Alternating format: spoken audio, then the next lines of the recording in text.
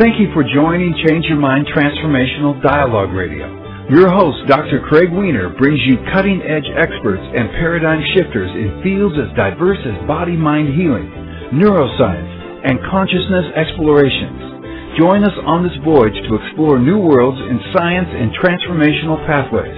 Seek out new understanding and boldly go where few have gone before.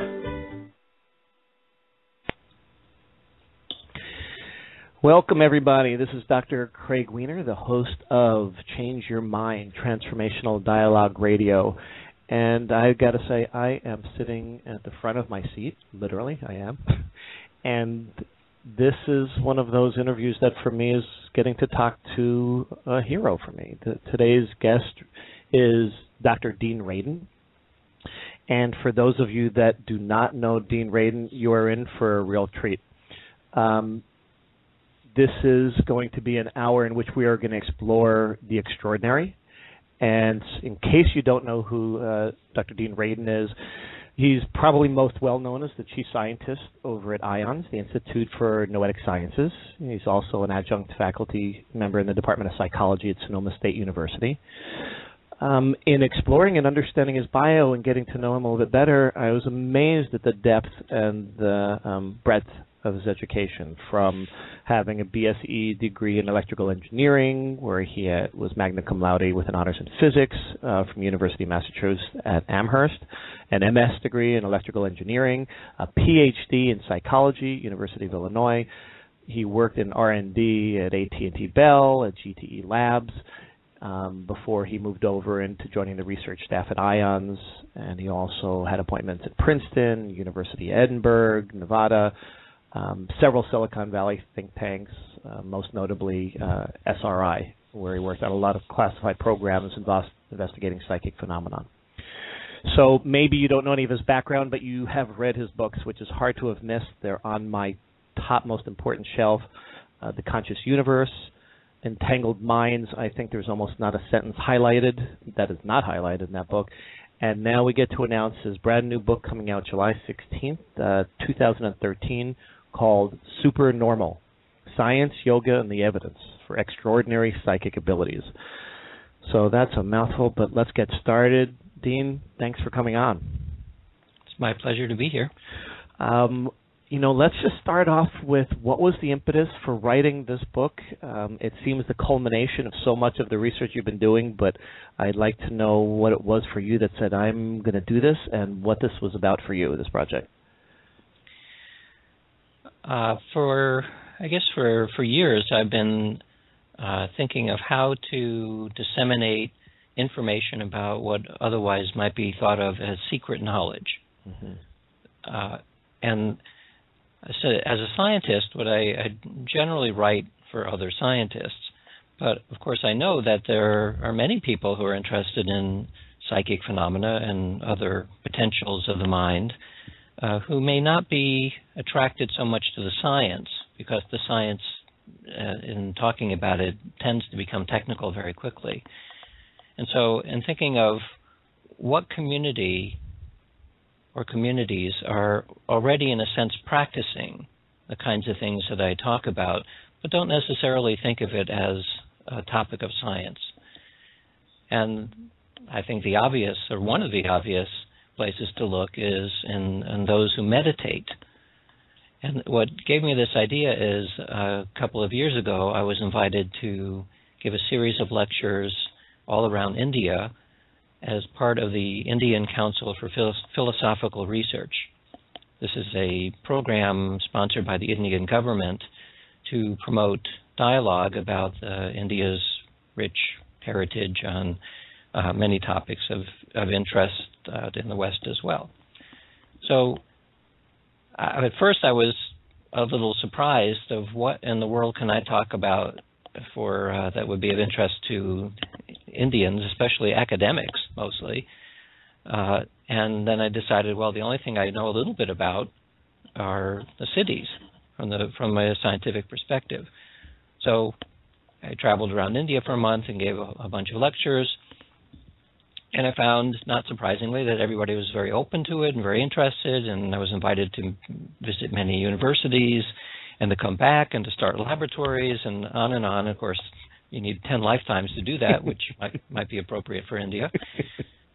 And what struck me, though, is not so much the openness, but both a very curious lack of actual study in a scientific sense. In other words, there are a lot of people doing meditation and practice and yoga and so on. That's where it started. But there's almost no one in India in the academic world who is applying the methods that have been used in the West now for over 100 years to study these phenomena in a rigorous way. And what really struck for me was the giving a talk at Center for Excellence in Cognitive Neuroscience at the University of Allahabad. And I gave a talk on telepathy, and I showed why we think there's pretty good evidence that it exists. And then I had dinner with the chair of the department afterwards. And I asked him, well, do you think, you have the equipment to do tests of the type that I was talking about?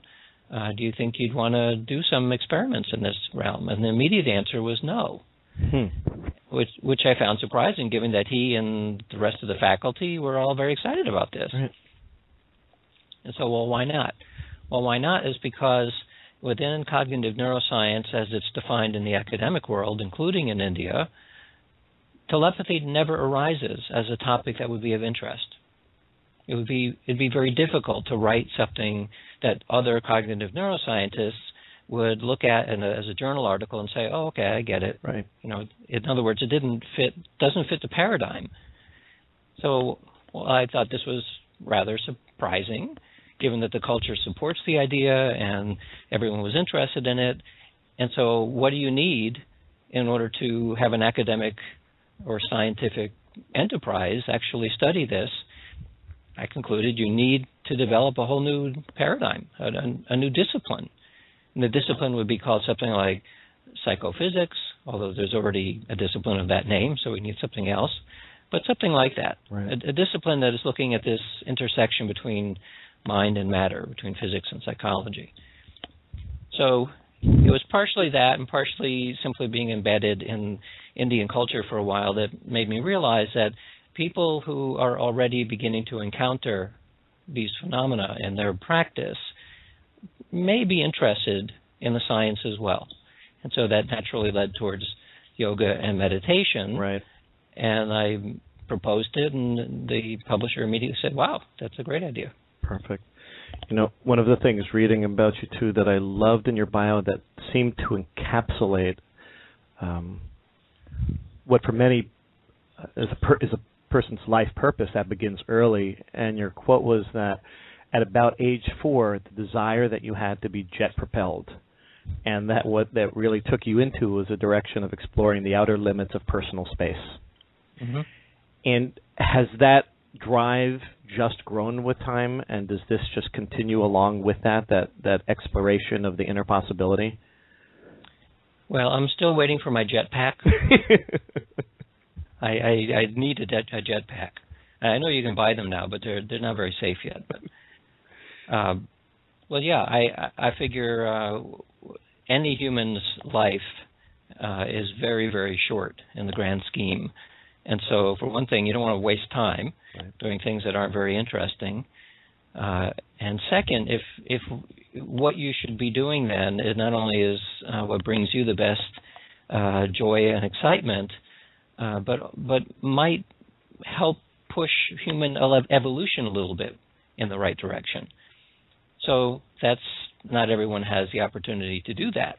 I mean, you need the capacity, and you need the good fortune and all the rest of it to be able to do all of that. And I somehow managed to craft my life in such a way so that I could. And so I'm still jet propelled. One of the things that I think gives you, or that you, as you say, crafted the ability to be jet propelled in the direction and to the zenith that you're at in your work, is that balance of hemisphericity of left brain, right brain. Because one of the things that just struck me is always considering you kind of a very, from afar, an incredibly open-minded exploration, but very left brain. And when I found out that you had been a concert violinist, in addition, that made total sense to me when I started to look at the ability for you to integrate and be able to really work with both the linear capacity for exploring as a scientist, but being open enough to see a much larger picture than most scientists could see. And I found that very revealing, personally. Yeah, there may be something about that, but it also is that a scientist who, I know many scientists who are artists and musicians as well. So it's some of it, yes, is maybe a balance between left and right brainedness.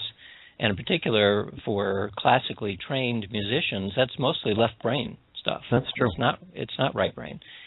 So there's something in addition to a musical background. And if I had to summarize what it is, it's the willingness to take a risk. And sometimes it's not just willingness, but the capacity to take risk. And what I mean is that I have many academic friends who are very interested in the kind of research that I do, but will never mention it publicly. Right. In fact, have specifically told me to not let anybody know of their interest. And they're doing this because they know that if they do make it public, then they lose their credibility and they might lose their job. So what gives you the ability? I love your quote, and this kind of speaks right to that point before we get back to the book. Your quote by Roger Waltz that says, "There are many books on how to win friends and influence people, but surprisingly few on how to make enemies and alienate people. Here's a suggestion to fill the gap. Walk into a group of scientists and announce that you believe in parapsychology." And yet you keep doing that all the time, and you keep putting yourself out there in a way, whether it be controversy with TED Talks and conferences in different ways, and you just have this courageous streak to say, I'm going to speak my truth even if you're not ready to hear it yet. I say Well, why is that? I don't know. I mean, I'm not particularly adventuresome from a physical point of view. I have friends who will free climb straight up a sheer rock wall and not think twice about it. And there's no way I'm going to do that. I'm very cautious in some ways. But when it comes to ideas, I'm cautious, but I'm willing to take a risk if I think that the ideas are worth promoting. So I don't know exactly where that comes from. Okay. I do know that I come from a long line of people who are very, very interested in social justice. And so that takes a certain courage as well, because you're oftentimes pushing against the prevailing order, and you're doing something that you know deeply is correct, and it's worth the risk.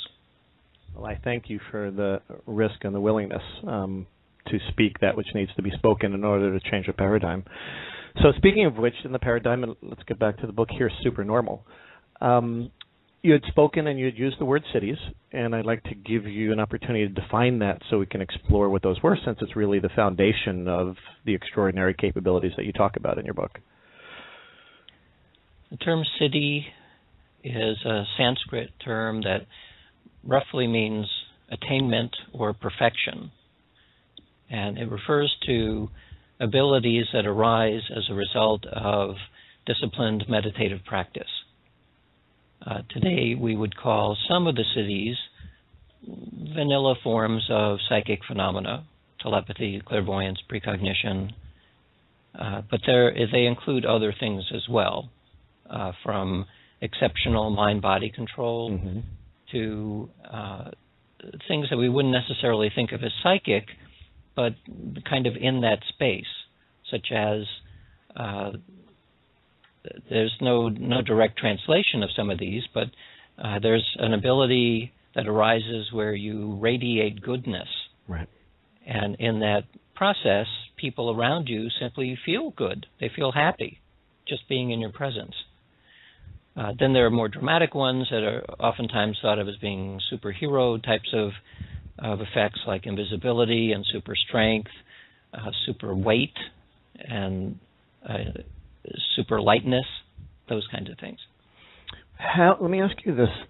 Given, I always call it the rabbit hole, that when I start to lend people books like yours and others, And the studies that are redone by Richard Davidson and the work with Dalai Lama's The Meditators and all that work there, the predominance and the depth of the science is so great that people feel that it's fringe, and yet when they start to find out the depth and breadth of and the rigor of the research that's being done, it changes their lives.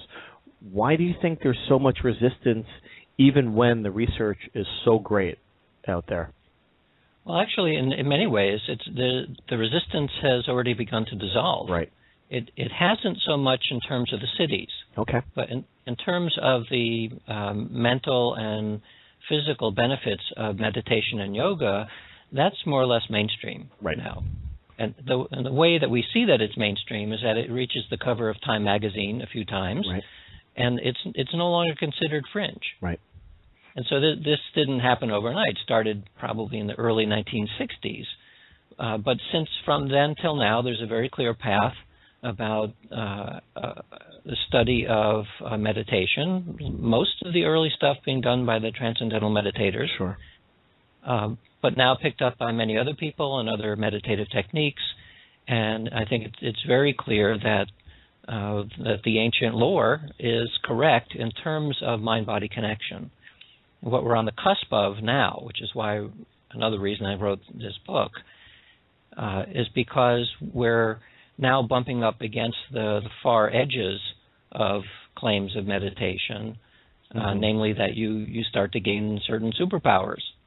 And so that's not part of the popular discourse yet, but I think it will be. I agree.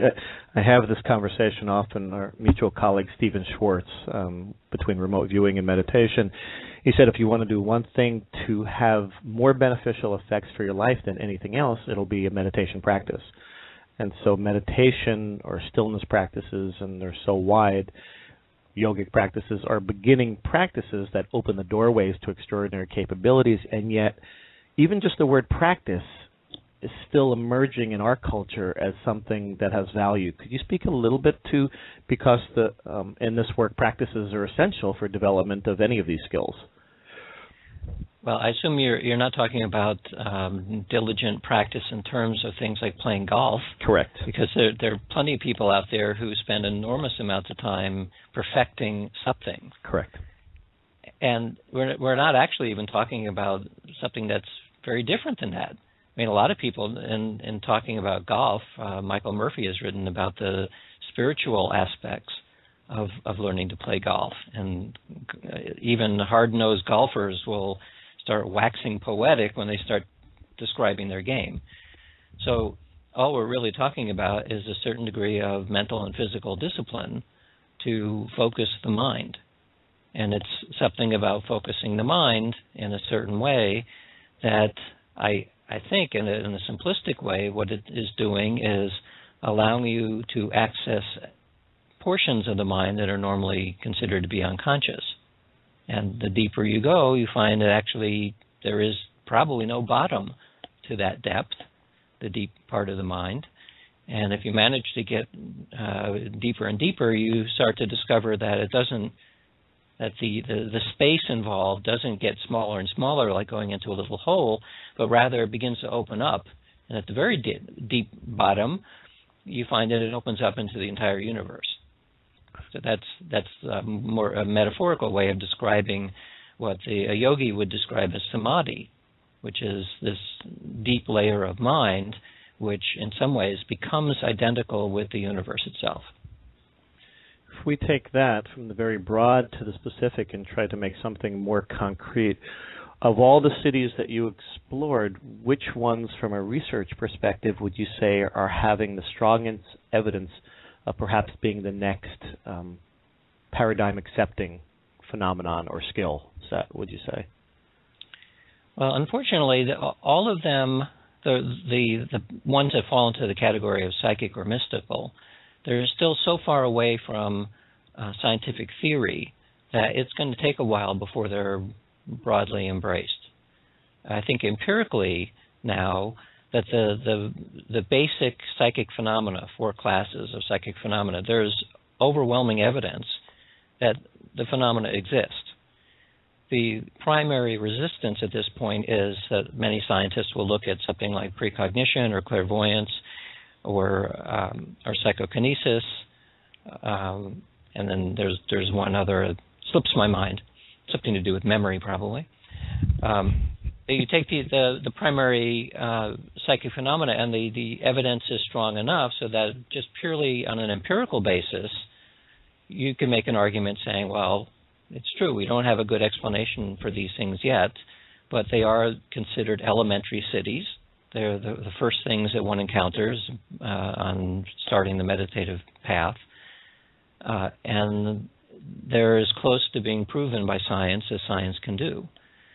The next step is... Actually, before we move on, could you just to make it really applicable for those people that haven't read of some of the studies, that whenever I give an example story helps people to just solidify it and hold it, maybe speak to perhaps one psychokinesis or clairvoyance or a presentiment study to make it real as far as what is being studied and seen. Okay. Would you mind? Sure.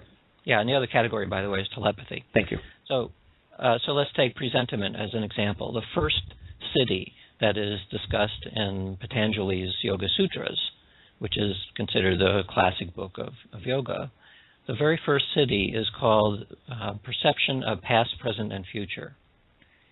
Perception of the past we consider memory. It's not so interesting. Perception of the present is just awareness. Perception of the future, well, then we're talking about something odd, like precognition. So I'll describe just one study we did, which was looking specifically at meditators versus non-meditators to see whether the reported sense of spaciousness or timelessness that some meditators will describe, does that really include an expansion of your perception, or is it maybe an illusion of some type? So it's a very simple experiment. You ask a meditator or a non-meditator to put on glasses that have bright LEDs on the inside of the glass that can be turned on and off. And then they also have earbuds, and you put on a 32-channel EEG system. So you're going to look at how their brain responds when they get a light flash or an audio tone. The lights and the audios occur at random times, and they're not pre-specified as to whether you get a light or a tone or both or nothing. You don't know what's about to happen. Right. From a standard neuroscience experiment, this is very common. You set up a context and you provide different kinds of stimuli and you see how the brain responds. What we're interested in is what is the brain doing before the stimulus occurs. That, by definition, is a precognitive experiment because you're looking at what's happening before the event unfolds. The brain processes information quite quickly, so we're going to look 1 second before the stimulus occurs under conditions where you can't predict. Not only the subject can't predict, but the experimenters also don't know what is about to happen. And so we ran 8 advanced meditators, each with over 20 years of meditative experience through this paradigm, and 8 controls who had not meditated before. And the standard joke here is that since I live in Northern California, it was easy to find the meditators, but the non-meditator controls, it took a while to find people who had never meditated. So we do the experiment, and now we look for each of the 32 channels. What was the brain doing on average for the meditators and the non-meditators? And it's very clear that there's many statistically significant electrodes, meaning different portions of the scalp, looking at different portions of the brain, that are statistically significant 1 second before an event unfolds. What you're comparing in that 1 second is what is the brain doing before a light flash as compared to what is it doing before an audio tone.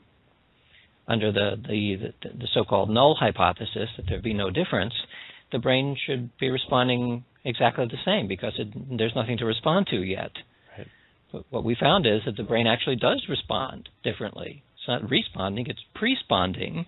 The brain acts differently before 2 different kinds of future outcomes, and we only saw that in the meditators. In the controls, you don't see that effect.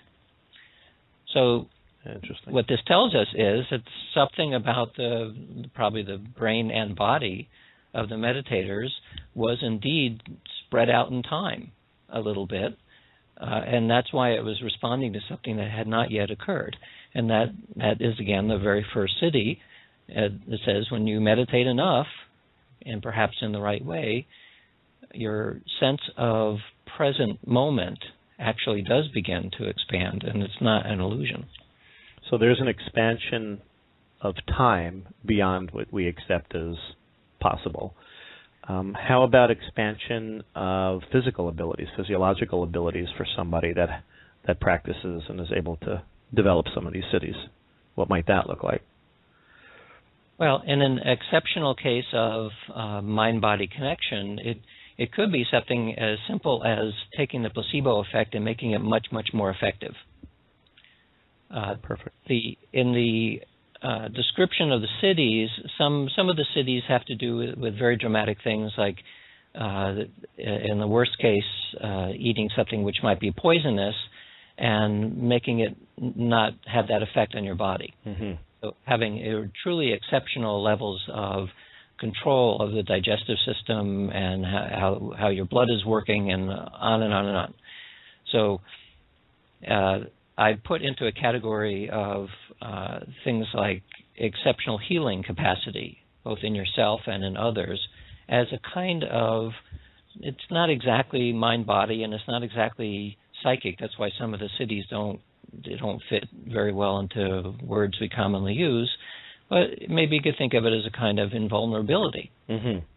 That you can still get hurt, but you can repair your body very quickly simply by going in the right place in your mind and reorienting the body so that it repairs itself very fast.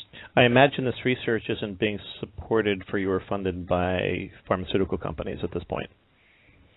No, and it's a pity because what it suggests is that, let's say we're able to simply tweak our placebo response by 20 or 30%, simply by thinking about it. That would make virtually any drug that much more effective.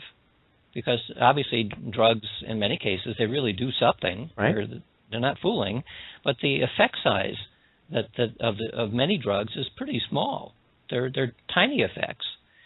So if you could take a tiny effect, a tiny real effect, and soup it up by 20 to 30% simply by thinking the right thoughts, you would think that the pharmaceutical company would love it because they're able to sell Lipitor, as just one example, and say, now 30% better, without having to change it at all. That's a great shift of perspective. Thank you for that. So I've actually given talks to Johnson & Johnson with this very theme in mind, saying here's a way of improving virtually every drug that you sell without actually changing anything, but except the way that you portray it, the way that you sell it. And they know this. They know it because they spend a lot of time and money on how the pill looks and what the color is and right. Lots of other, and how the packaging and all of that stuff is very important, and they recognize it.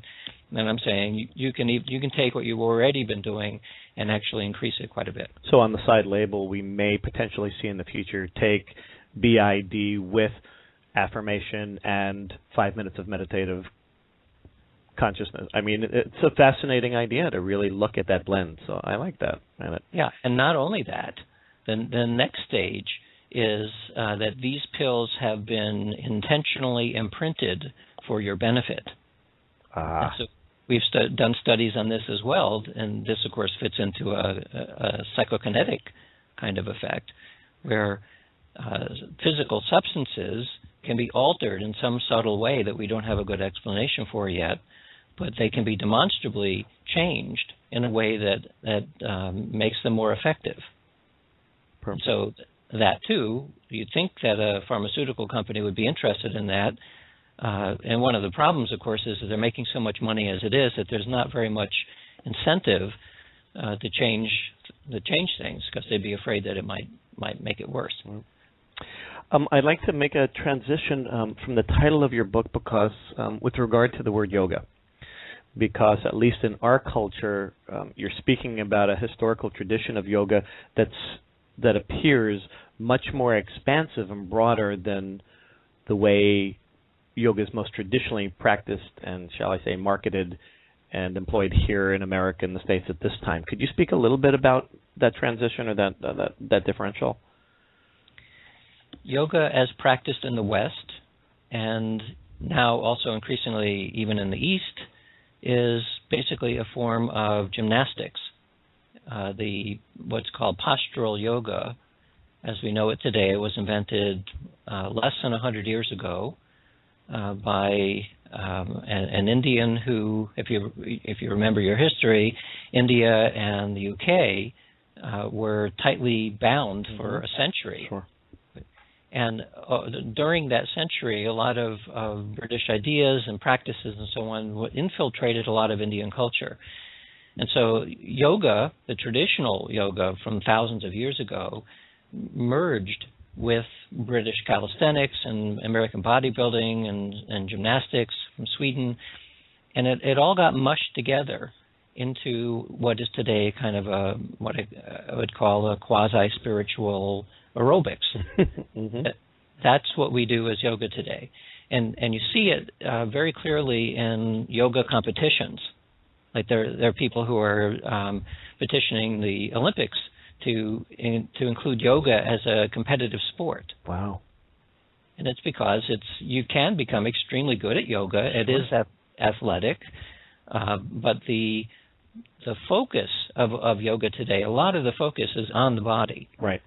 And that wasn't the original idea. In fact, I think I write in the book that if a traditional yogi were to see the emphasis placed on the body today, they would be horrified. And they'd even be more horrified at the extreme lengths of stretching that are used and the contortions that are associated with yoga, because it had nothing to do with the original purpose. This is not to say that yoga today isn't a good thing, because the postural yoga is still very valuable. Sure. Stretching is good.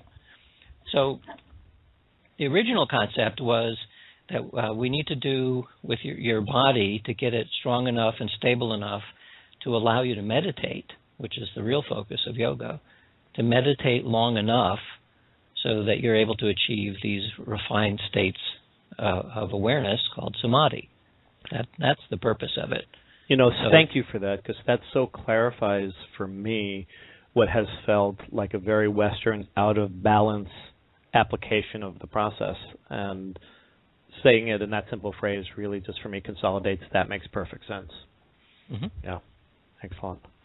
Okay, so if we take now the practice of yogic practices, we broaden it to include physical, mental, and beyond. I want to speak to a little bit of the beyond of what we would call maybe the subtle energies, or what's the other term I'm looking for? Well, let's just start with that, because I'm not fine. Non-local phenomenon. So how we have a limited perspective of often that I can accomplish great things in my body, and especially in the West, and even extraordinary capabilities with temperature and focus and many other things. But what about affecting or perceiving things far beyond our physical well-being? Could you speak a little bit to that?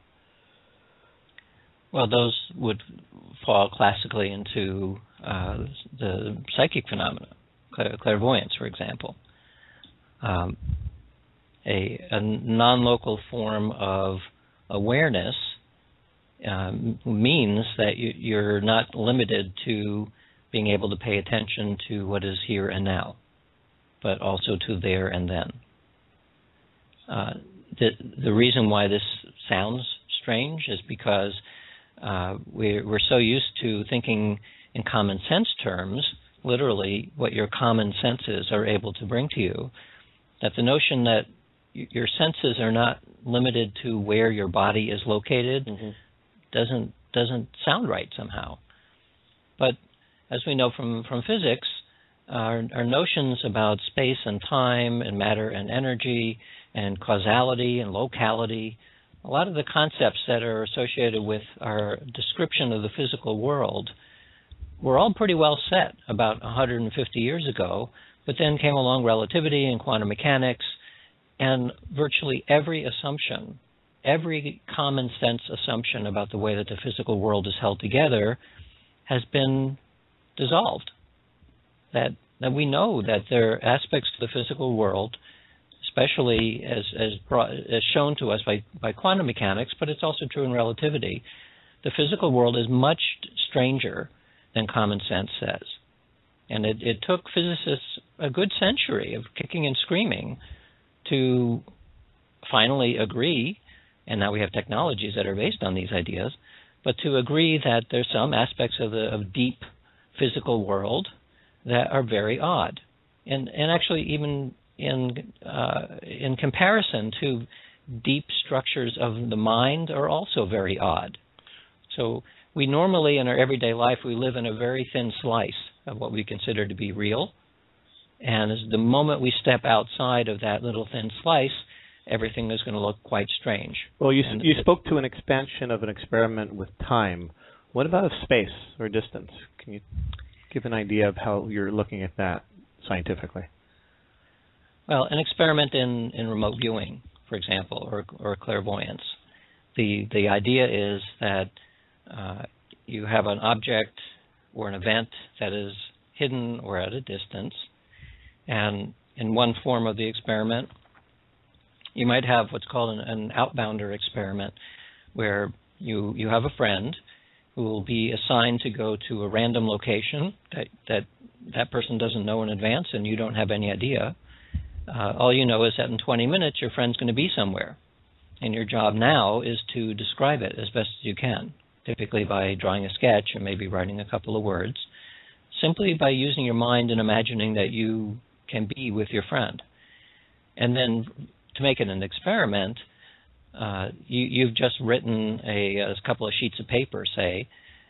You give that paper to some judges, and the judges see descriptions or photographs of a variety of places where your friend might be, one of which was the real place, and then there are decoys that are as different from each other as possible. So now the judge looks at an array of different photographs and descriptions, has your description, and has to do a match.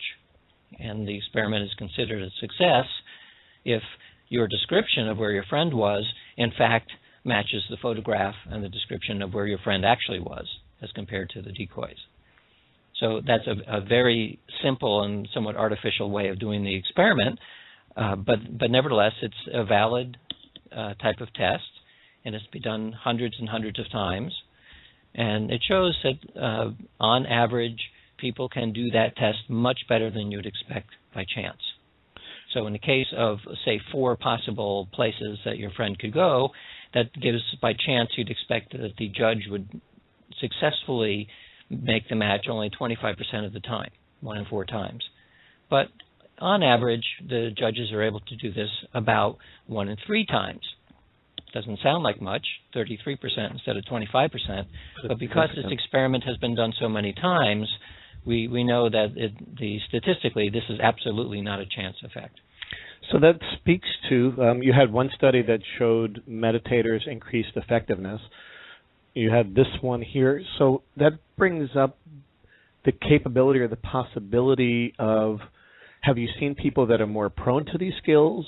Is anybody capable of these skills with practice? What is the evidence that you're seeing with regard to the capabilities that a person has to develop these?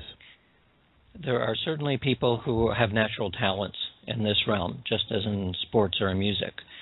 Some people can do it right out of the box with no training at all. Some with a little bit of training can get substantially better. And then there are people on the other side who have kind of an anti-talent, who can practice forever and they just won't be able to do it. Okay. And this, again, is true in any form of human performance. You're going to find people who are very adept and others who somehow magically cannot do anything.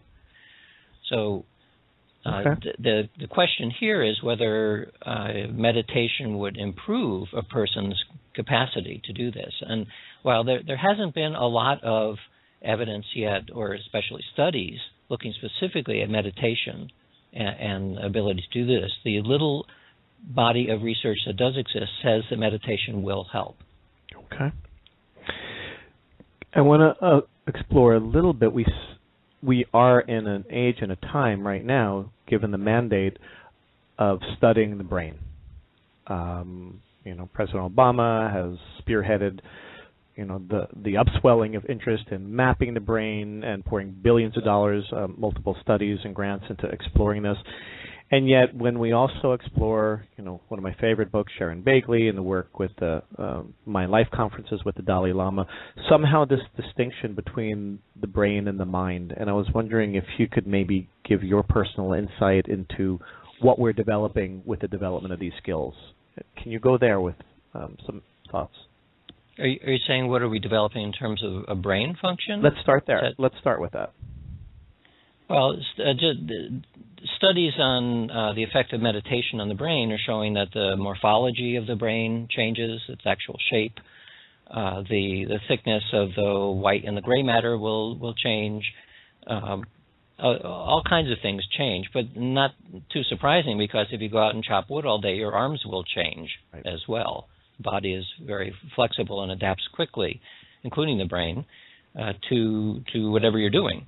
So if you start doing new kinds of mental tasks, then the brain will adapt to that. What is somewhat surprising, given what we knew 20 years ago, is that the brain will also create new neuronal pathways. In the process of changing its shape, the brain function will change.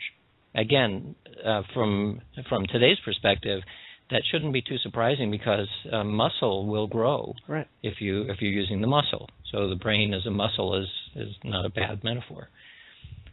Go ahead. But everything I just said is still, while controversial 10 years ago, is no longer controversial at all. It's now the new accepted, the new dogma within brain science. Right. So now take that a step further, and do you think that the skillfulness that's developed with the development of these extraordinary qualities or cities, are they limited to anatomically the brain, do you think, or something beyond that? Well, that's of course the key question. Are these phenomena that we're talking about based in brain function or not? Right.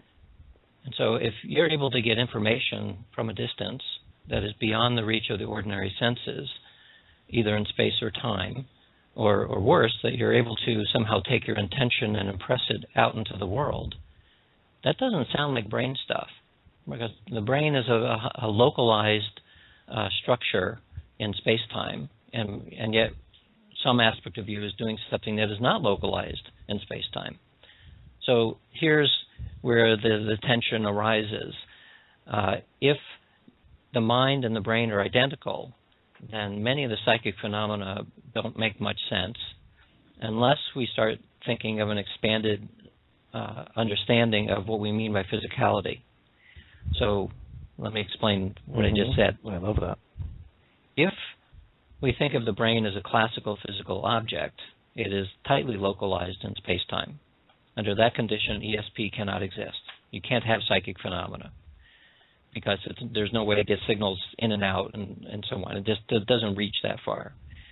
But, of course, we have a new understanding of physicality today, and a new understanding of what it means to say something is material as well. It's made out of stuff. From a quantum perspective, there are aspects of the brain which are wave-like. They spread out in space-time. And most of it is still very localized inside your head, but parts of it are not. Parts of it will spread out to the ends of the universe. The question that we don't have a good answer for yet is, given that everything, every object, your brain and everything else, does spread out throughout the universe, does that mean that it is operating out there? There's something in a metaphorical way of touching. Are you touching everything all the time? And since this isn't something that didn't magically appear overnight, it's always been that way, that during a developmental stage, when your brain is developing in your body and all the rest, parts of you are touching Pluto, and parts of you are touching other galaxies. I would suspect then that if what I just said is true, and we think that it is, this is true for every object, that every object in the universe is in contact with every other object. The vast majority of these waves touching each other when you perceive it, if you had the capacity to perceive it, would make no sense at all. Like the fact that a supernova appears 40 billion light years in one direction is not anywhere near as important as the cornflakes you're about to eat. Right. So I think evolution has shaped our whole system to pay a lot of attention to here and now. Otherwise, the organism wouldn't persist. So organisms of any type are shaped such that our ability to perceive what's going on elsewhere is localized, and it gives us the illusion, in a sense, that all of us are localized. Right. So what I'm trying to build here is a story saying that there's nothing spooky going on in terms of the mind-brain relationship, because the brain is as spread out as we imagine the mind would be. It's just that we don't normally pay attention to that. So now the flip side of this argument is, no, the brain is so localized, and many physicists would agree with this line too, sort of paradoxically. They would say that yes, the brain is a quantum object, but its quantum properties don't spread out very far. That it becomes infinitesimally weak in terms of its wave-like structure the moment you go beyond, 20 microns. I mean, it's basically all right there. Well, if that's the case, then there's some aspect of mind and brain which are really very different. Mm-hmm. And we need a totally different kind of description, which may or may not be physical at that point. So, right. You can make two kinds of arguments. You can say we're talking about an advanced form of material which spreads out somehow, or something which is not material in the ordinary way of thinking about it. And we don't know what the answer is yet. But it's going to require a significant expansion of our understanding of the physical world and how we fit in it in order to be able to describe some of the cities. Perfect. Another quote which I love that speaks to that was the one that you had by St. Augustine that said, "A miracle doesn't happen in contradiction to nature, but in contradiction to that which is known to us of nature." Yeah. And so just because we can't explain it yet doesn't mean we're not going to be able to, or there's not an explanation for it. But what that brings up, and that I love that you do very fairly, is you speak to the skeptic, and in a way you take on the role of what I would call a healthy skepticism. And so given that in quantum mechanics we have this thing called the observation effect, that anything that we look at alters it, can you speak to addressing, for those people that are skeptical about these phenomena and are looking with a wary eye, the healthy, the light side of that, and how you use that and balance that while still being open to the possibilities of being way beyond what we can explain? Well, a lot of the skepticism it's woven into the fabric of science. Science is a skeptical enterprise. And it goes throughout the entire process. The process of observation, you have to be careful about what you think you're observing, because we're very capable of fooling ourselves and others. We have to be skeptical about how we evaluate the data, how we collect the data, how we disseminate it, and so on. At each stage along the way, you need checks and balances to make sure that many of the frailties of human reasoning and observation don't get in the way. And ultimately, from a scientific perspective, whether you're talking about a conventional phenomenon or something controversial, the primary way that you're able to establish that an effect is real is because other people independently can repeat it. And beyond that, it's very difficult to know whether any one person's claim is actually true or not. In fact, even when we do our work in the lab, we do an experiment, we get a result, looks real, seems real, right. But when you're writing a paper and you're talking to others about it, you always have in mind this huge, long due diligence list of ways it could have gone wrong. And fortunately, science is an open discussion forum, and the moment you do something that might be wrong, you are viciously and without mercy attacked by your friends and your enemies to point out that, no, your interpretation is wrong. And it's not very comfortable, of course, when you're in that position, but it's necessary. It's part of the process of arguing, did we do this right, and how do we interpret it? It seems, I don't know if it's appropriate here, but recently there was quite a controversy trying to have a forum with this discussion, for example, the one in Southern California with the TED Talks, which is an incredible resource for people to learn about cutting-edge science, and yet it seemed to press the buttons of the skeptics or scientists. That could you maybe just address a little bit about how skepticism can be healthy, but at the same time it can also constrict? Well, skepticism, like any other facet of intellect, lives on a curve. You can be too credible, or you can be too skeptical. And in the case of too skeptical, what often happens is, and by the way, this is a small minority among scientists. The vast majority of scientists that I speak to, once they get the idea that what you're doing is done correctly, it's done as well as they can think of doing, they become very interested in these phenomena, because who wouldn't be interested in it? But there's a small slice of scientists, and I have to say, many of whom either are actually not scientists, they're enthusiasts, but they're not scientists, or they're philosophers or historians or somebody who's not actually doesn't have their feet on the ground and actually doing experiments. So the groups of people we're talking about are not working scientists in many cases. And what makes it worse in the case of TED, we don't even know who they are. There's an anonymous board of advisors who may or may not be scientists, who have simply decided that some topics are pseudoscience, that they have the appearance of science, but they're not really science. And they feel that their duty is to protect the public from hearing about ideas that may not be worth listening to. And so that board has advised against certain people and ideas of being used or being presented as part of TED. And whenever you have an anonymous board making recommendations, that's already a step in the wrong direction. And worse, when you have a board making suggestions where there's demonstrable evidence that counters what the board is saying, you have a serious problem. So this is what started this controversy, where the curator of the TED Talks decided that some topics were not good enough for TED. And of course, there's even a bigger problem in that TED Talks have been thousands and thousands of them, and the question is, has every single one been vetted for its goodness of idea? And the answer is absolutely not. There are lots of TED Talks which are personal opinions and may have nothing to do with science, but nevertheless are questionable. Well, they didn't stop those. So this is why censorship of any sort, especially after the fact, after a talk has already been given, is a very bad idea. Okay.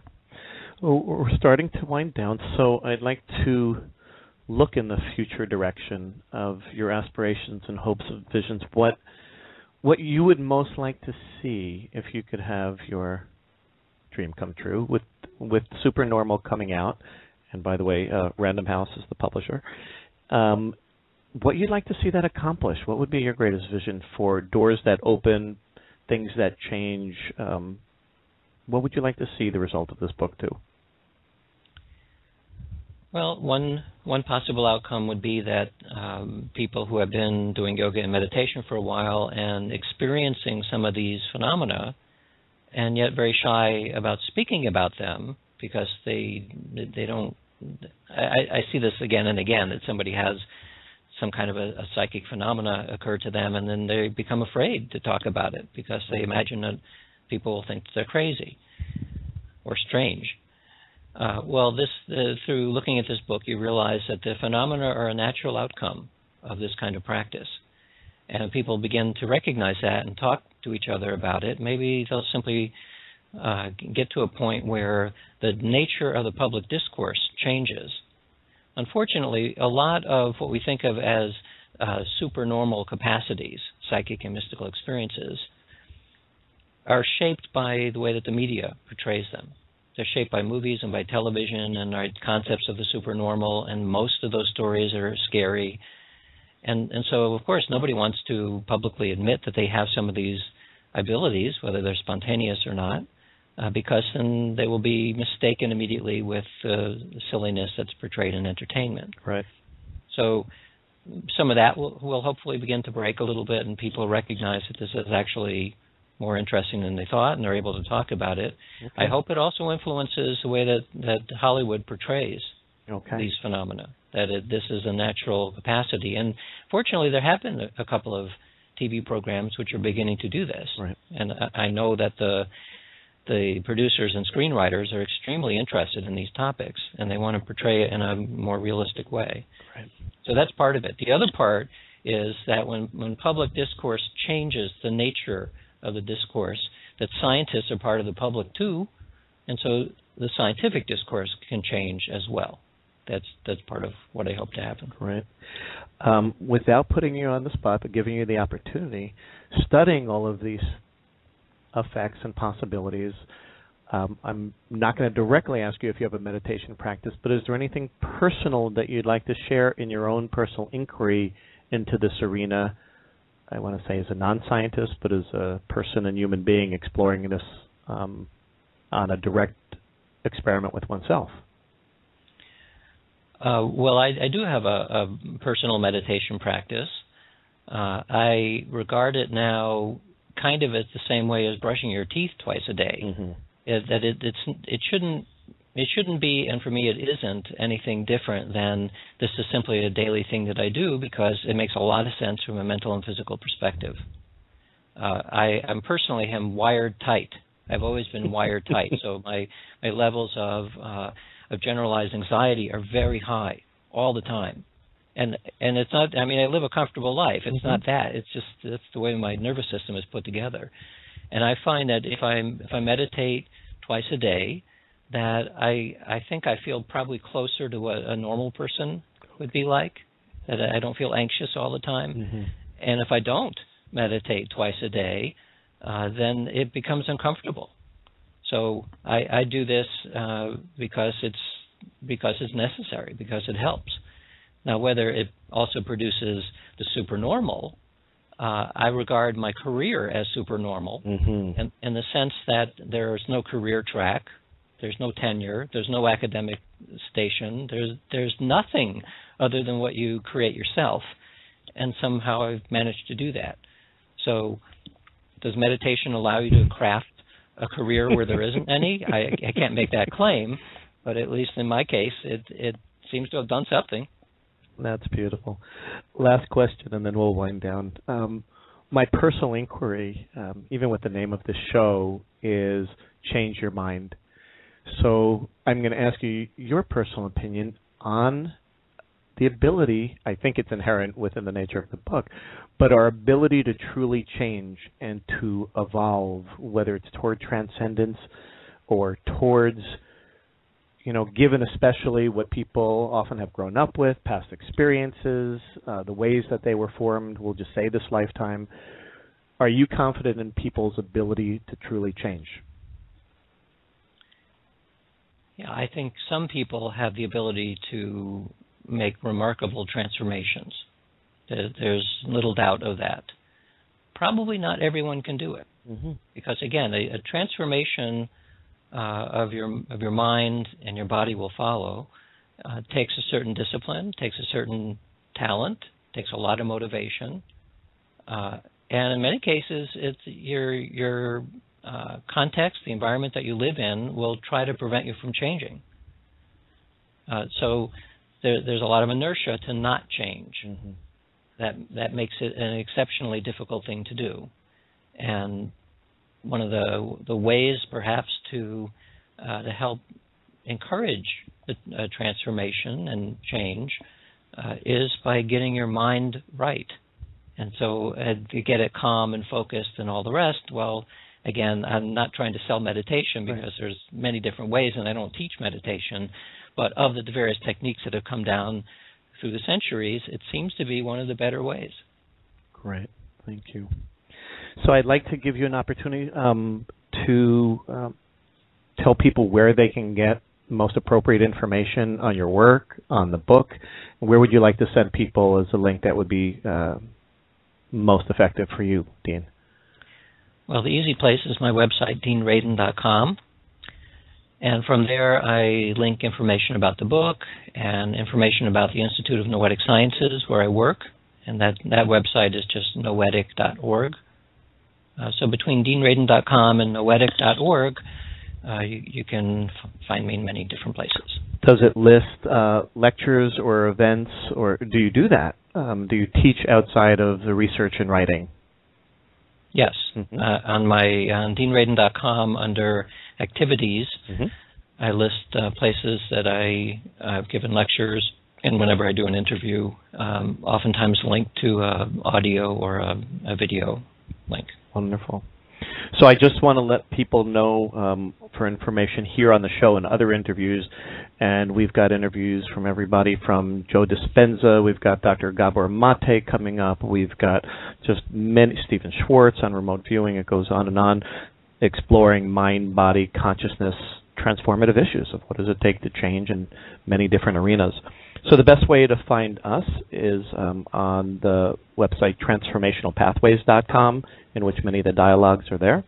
You can find just the radio show exclusively on EFT Radio Online under Change Your Mind Transformational Dialogues, or Dr. Craig Weiner, that's Weiner, or you can look up Transformational Dialogues on Facebook. So any one of those will get you to the archives of past and the schedule of upcoming shows. So in closing, Dean, I knew the hour would fly, and it did, and this could certainly go on. I hope in the future that we may be able to do this again. But mostly I just want to express my deep and profound gratitude for you being on the show, for your practice that's resulted in the cutting-edge work that you're doing that inspires so many people that you will probably have no idea how many people you touch. And they won't have the opportunity to say thank you. So on behalf of so many people who use your work to change their lives and those of others, I wish on their behalf to say thank you. And I'm very grateful. Thank you. So you have a wonderful day in your cabin and enjoy the beauty of the day. And may this book, Supernormal, The Science, Yoga, and the Evidence for Extraordinary Psychic Abilities, have just amazing and profound success. Thank you so much, Dean, for your time. Thanks. Bye-bye.